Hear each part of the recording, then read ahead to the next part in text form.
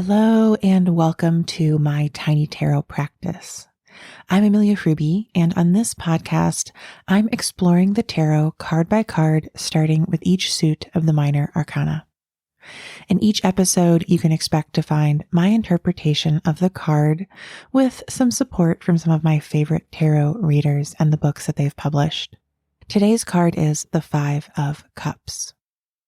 In the Rider-Waite-Smith edition of the tarot, the Five of Cups features a person shrouded in a black cloak, standing in the center of the card, staring at the ground.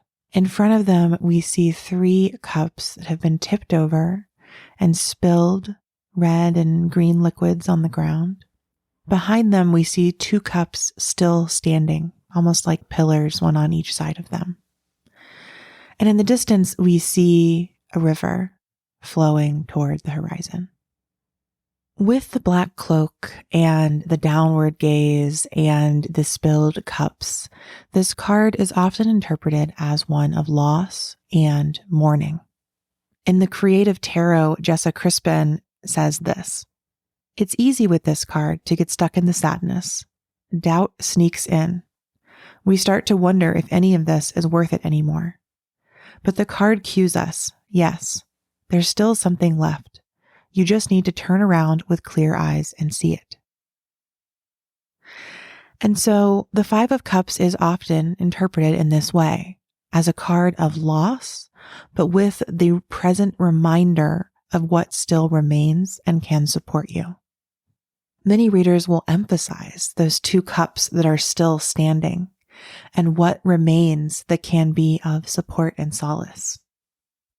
But I really appreciate how Jessica Dore in Tarot for Change wants us to focus more on the cups that have spilled. In that book, she writes, "The point is often made that if they could just turn around, the person in this card would see opportunity rather than loss. But I think we miss out on something crucial if we don't first learn to look squarely at the cups that have spilled." This card reminds me so much of the experience of grief and the depths of grief. And I think in the throes of grief, often all we can do is look to what we have lost. And we feel fully shrouded by the pain of that loss. And in almost every instance, of course, there are still meaningful opportunities and things holding us up, standing behind us, ready to offer that support and solace.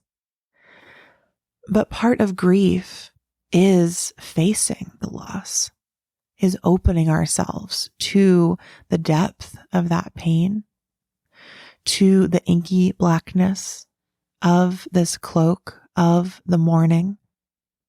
And if we too quickly turn around to focus on the two cups we have left, I think in my experience of grief, it will always pull me back when I least expect or desire it to.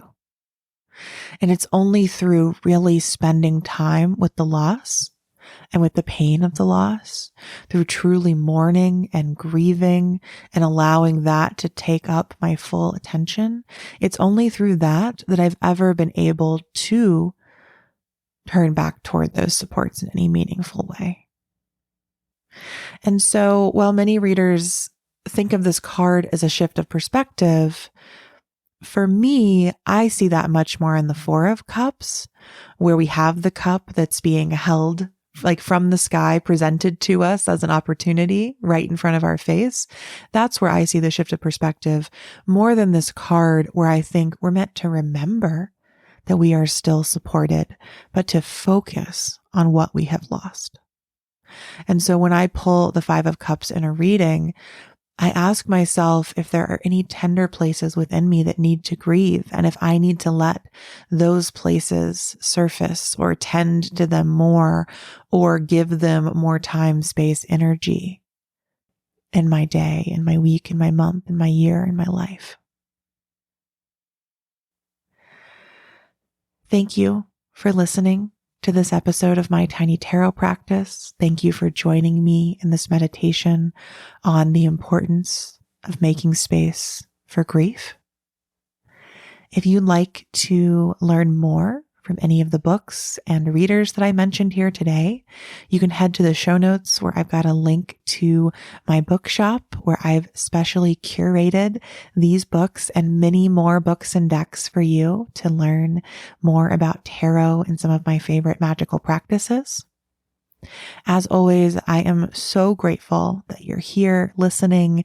If you enjoy these episodes, I'd also be very grateful if you left a 5-star rating and review for the show, or if you sent this episode to a friend who you feel might need the support of space for grieving right now. If you'd like to be one of the cups standing behind them, you can send them this episode as a little reminder that they are welcome to mourn and grieve for as long as they need, and that you'll be there supporting them throughout the process. And if you're sending that message to yourself, I'm here, a cup, a pillar standing behind you while you make space with the 5 of Cups for your grief. Much love and more soon on My Tiny Tarot Practice.